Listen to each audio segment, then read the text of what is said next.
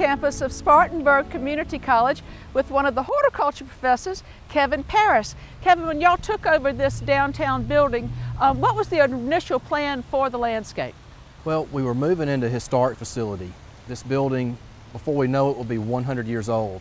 So when we did the next generation of trees, we wanted to make sure that those trees lasted another century. And one of the trees that I see that I think is very charming and makes references to the building is a familiar one in South Carolina, dogwood.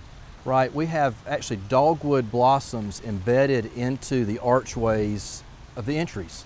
And so at each entryway we want to do a grove of different cultivars of dogwood to tie into that symbolism of the building.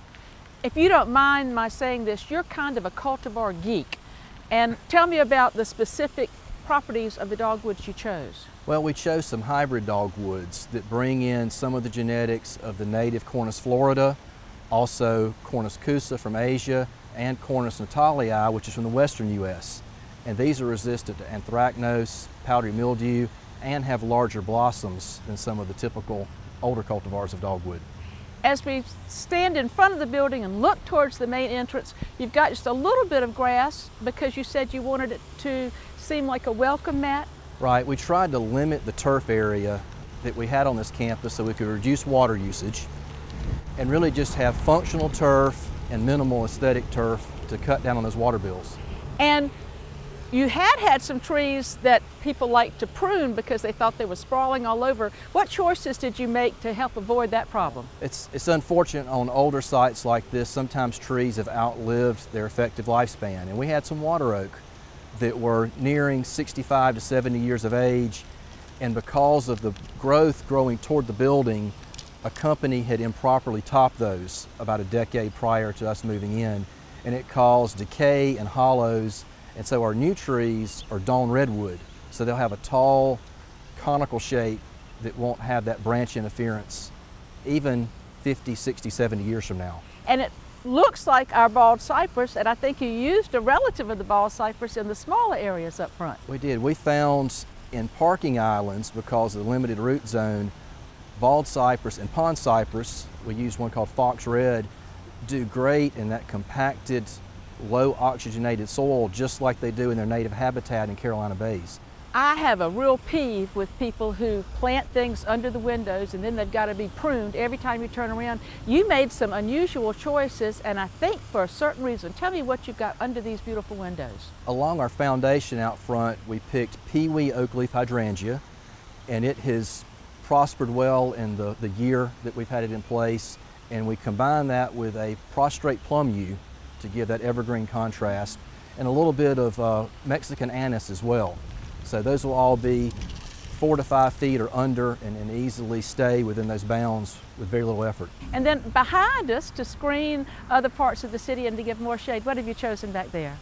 Well, this was really nice in the midst of the design process. Really after construction began, our college president, Henry Giles, came to me and said, where can we put a fountain? And then a donor in our community, the Zimmerly family, stepped forward, and they really wanted to do something for their good friend Hans Ballmer, who initiated our Spot of Pride program, tree planting and beautification throughout the city. So this fountain came together as an honor to Mr. Ballmer for what he did for our community. And you've got a little more diversity in a way up here, closer together. What are some of the things that you've chosen?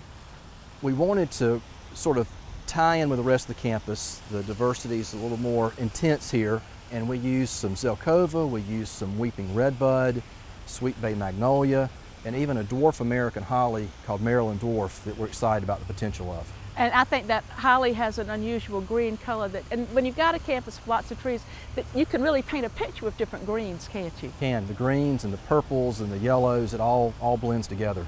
And again, since you do know so much about cultivars, what I thought was a white oak actually is a little bit different. A swamp white oak, Quercus bicolor. The swamp white oak transplants in larger sizes a little bit more readily than the white oak, and better adapted to an urban site like this. And then also, I have a feeling that Japanese maples may have a special place in your heart. So tell me what it is that you like about them, how you're using them around the campus.